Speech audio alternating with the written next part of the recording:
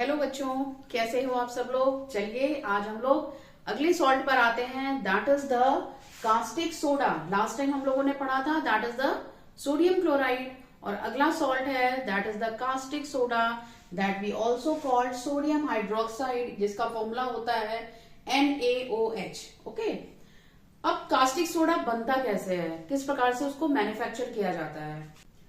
यहां पर NaOH is manufactured by electrolysis of a solution of sodium chloride. Sodium chloride का जो aqueous solution होता है उसका इलेक्ट्रोलिसिस किया जाता है। इलेक्ट्रोलिसिस क्या होता है, that we call it the electro मतलब इलेक्ट्रिसिटी, लिसिस मतलब टूटना, इलेक्ट्रिसिटी की वजह से अगर टूटता है that we call it the electrolysis. और ये जो एक्वस सोल्यूशन होता है तुम्हारा NaCl का, that we call it the brine solution. इसको हम लोग ब्राइन सोल्यूशन कहते हैं, जो NaCl का एक्वस सोल्यूशन होता है। ठीक है, तो ये जो मेथड है, जिस मेथड के द्वारा हम लोग ये कास्टिक सोडा हम लोग बनाते हैं, इसको कहा जाता है that we call it the chlor alkali process. This we call it the chlor alkali process. Why this is called the chlor alkali process, इसको क्यों कहा जाता है, दैट इज बिकॉज कि यहां पर जो प्रोडक्ट होता है इलेक्ट्रोलिसिस का, इलेक्ट्रोलिसिस के बाद जो चीज बनती है that is the chlorine and the sodium hydroxide. तो क्लोर किसके लिए आया है, क्लोरीन के लिए, और एल्कली जो है वो सोडियम हाइड्रोक्साइड के लिए, तो इसलिए इसका नाम पड़ गया that is the chlor alkali process. Okay, now और जिस एपरेटस में इसको करा जाता है, ये जो इलेक्ट्रोलिसिस प्रोसेस है जिसमें इसको किया जाता है, that we call it the Castner Kellner cell. इसमें हम लोग इस एपरेटस में इस पूरे फंक्शन को परफॉर्म करते हैं। नाउ अगर हम लोग एक सेंटेंस में एक इक्वेशन, एक रिएक्शन में अगर इसको शो करें, तो NaCl प्लस वाटर, तो NaCl को जब आप वाटर मतलब डालोगे, NaCl को वाटर में घोलोगे, तो उसको अभी क्या हमने बोला है, that we call it the brine solution. उसको हम लोग ब्राइन सोल्यूशन कहते हैं। तो वो जैसे ही आप उसके थ्रू इलेक्ट्रिसिटी पास करोगे तो वो कंप्लीटली आयोनाइज हो जाएगा। आयोनाइज होने का मतलब आयंस में कन्वर्ट हो जाएगा, Na plus and Cl minus. Water भी है और वाटर आयनाइज होगा, बनेगा H plus and OH minus. ठीक है, जैसे ही हमने इलेक्ट्रिसिटी पास करी एंड ब्राइन सोल्यूशन में, ब्राइन सोल्यूशन क्या बताया मैंने, दैट इज NaCl का aqueous solution, that we call it the brine solution. और जैसे ही इलेक्ट्रिसिटी पास करेंगे NaCl Na प्लस और OH माइनस में कन्वर्ट होगा, और H2O जो होगा वो H plus and OH minus में कन्वर्ट हो जाएगा। Now on passing electric current through the solution, यहां पे जैसे ही सोडियम क्लोराइड के थ्रू सोल्यूशन के थ्रू इलेक्ट्रिसिटी जैसे ही हम पास करते हैं, तो H प्लस आयन जो होता है, ये वाला H प्लस आयन है, ये ज्यादा मात्रा में डिस्चार्ज होता है मोर easily at the cathode. Cathode यानी जो नेगेटिव इलेक्ट्रोड है, जब इलेक्ट्रोलिसिस करते हैं तो एक पॉजिटिव इलेक्ट्रोड होता है, एक नेगेटिव इलेक्ट्रोड होता है। तो जो नेगेटिव इलेक्ट्रोड है वहां पर H प्लस आयन ज्यादा मात्रा में डिस्चार्ज होता है in comparison to your Na plus. Sodium plus Na plus के कंपैरिजन में H प्लस ज्यादा होता है, और H प्लस ज्यादा होगा तो वो वहां जाके क्या करेगा, इलेक्ट्रॉन ले लेगा, और जैसे ही वो उसको इलेक्ट्रॉन मिलेगा, H प्लस को इलेक्ट्रॉन मिला, तो ये क्या बना दिया, H बना दिया, यानी हाइड्रोजन। और इस तरीके से दो हाइड्रोजन, दो H मिलके यहाँ पे H2 बना देते हैं। और ये पूरा जो होता है वो किस पर हो रहा है, that is at cathode. Cathode पे हो रहा है। कैथोड क्या है, that is a negative electrode.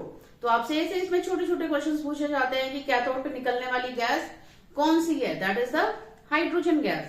Hydrogen gas निकलती है कैथोड पे। आप लोग अब इसको नोट डाउन करिए, और फिर हम लोग देखते हैं कि जब कैथोड पे हाइड्रोजन गैस निकल रही है तो एनोड पे क्या होगा। ठीक है, चलिए आगे चलते हैं। अब देखते हैं यहाँ पे एनोड पे क्या हो रहा है। कैथोड पे क्या निकला था, हाइड्रोजन गैस निकली थी। तो जो क्लोराइड आयन है that is the Cl minus, ये जो Cl माइनस होता है discharge more easily, that is at the anode. Anode क्या है, that is the positive electrode. ठीक है, तो क्लोराइड आयन जो होता है वो एनोड पे ज्यादा मात्रा में डिस्चार्ज होता है then comparison to OH minus ion. OH minus ion के कंपैरिजन में जो आपका क्लोराइड आयन होता है वो ज्यादा मात्रा में डिस्चार्ज होता है। तो वहां पे वो क्या करेगा, वहां पे वह अपना एक इलेक्ट्रॉन रिलीज कर देगा, और रिलीज करेगा तो क्या बन जाएगा, Cl plus electron. Cl plus electron. और यहाँ पे Cl और Cl मिलके क्या बना देंगे, Cl2। ये सारी चीजें कहां पे हो रही हैं, that is at the anode. इसका मतलब कैथोड पे हाइड्रोजन गैस रिलीज हो रही है और एनोड पे क्लोरीन गैस रिलीज होगी, ठीक है। अब यहाँ पे जब हाइड्रोजन रिलीज हो गया, क्लोरीन रिलीज हो गया, तो बचा क्या, सोडियम आयन बचा और OH माइनस हाइड्रोक्साइड आयन बचा। तो Na plus and OH minus left in the solution, तो ये दोनों आपस में कंबाइन कर जाते हैं। Na plus and OH minus आपस में कंबाइन करेंगे और क्या बना देंगे, NaOH, that is the sodium hydroxide. Sodium hydroxide यहां पर ये बना देते हैं। तो अब यहां पे देखते हैं, ये जो पूरा हमने बताया, जो पूरा प्रोसेस बताया, इस प्रोसेस को जो क्लोरएल्कली प्रोसेस है, अगर एक रिएक्शन में अगर आपको लिखना हो तो आप क्या लिखोगे, 2NaCl प्लस 2H2O, इनका इलेक्ट्रोलिसिस हुआ और क्या बना, 2NaOH plus H2 plus Cl2। अब यहां पर देख रहे हैं आप, क्लोरीन निकल रहा है और ये एल्कली निकल रहा है, इसी वजह से इसको क्लोरएल्कली प्रोसेस कहा जाता है, राइट। तो यहाँ पे जो NaOH सोल्यूशन होता है, जो यहाँ पे बना है, ये कहाँ बनता है, नियर द कैथोड, कैथोड के पास में बनता है। अब यहाँ पे देखिए आपको 3 यूजफुल चीजें मिल रही हैं जब आप ये हो रहा है प्रोसेस, तो उस दौरान हमें 3 चीजें मिल रही हैं। पहला है hydrogen, chlorine and sodium hydroxide. ये आपसे क्वेश्चन पूछा गया है कि what are the 3 useful substances that is obtained during the chlor alkali process. Chlor alkali process के दौरान हमें कौन सी 3 चीजें मिलती हैं, कौन सी 3 यूजफुल चीजें मिल रही हैं, तो first one hydrogen, second one chlorine and the third one sodium hydroxide, okay. अब यहाँ पे ये जो हाइड्रोजन और क्लोरीन है, ये आपको दिख रहा है, तो ये जो हाइड्रोजन और क्लोरीन है, ये क्या करते हैं, ये भी आपस में कंबाइन कर सकते हैं, ठीक है। और अगर ये दोनों H2 और Cl2 जब आपस में कंबाइन करेंगे तो क्या बना देंगे, हाइड्रोजन क्लोराइड बना देंगे। यहाँ पे H2 और Cl2 है, ये दोनों आपस में मिलके हाइड्रोजन क्लोराइड बना देते हैं, और which on dissolution in water, और जब हम इसको वाटर में डिसोल्व करते हैं तो that becomes the hydrochloric acid. तो क्या बन जाएगा, हाइड्रोक्लोरिक एसिड, ठीक है। तो अब आप इसको नोट डाउन करिए और इसके बाद हम लोग आते हैं NaOH के यूजेस पर, कि हम उनका प्रयोग कहां कहां पर करते हैं, ओके। चलिए अब हम लोग आते हैं यूजेस पे। कास्टिक सोडा का यूज कहां पर होता है, that is the sodium hydroxide in the manufacture of soap and detergent. जो सोप बनता है, डिटर्जेंट्स बनते हैं, उनमें हम इनका प्रयोग करते हैं। नाउ फॉर डीग्रीसिंग मेटल्स, जो मेटल्स होते हैं उनकी डीग्रीसिंग में हम लोग इनका प्रयोग करते हैं, that is the caustic soda. जहां पे ग्रीसिंग हो जाती है तो उसको क्लियर करने के लिए। इसके अलावा इन द पेपर इंडस्ट्री, कागज बनता है ना, पेपर इंडस्ट्री में इनका प्रयोग किया जाता है। In the making of artificial fibre like rayon, artificial fibres जैसे रेयन है, उसको बनाने में इसका प्रयोग किया जाता है उस दौरान।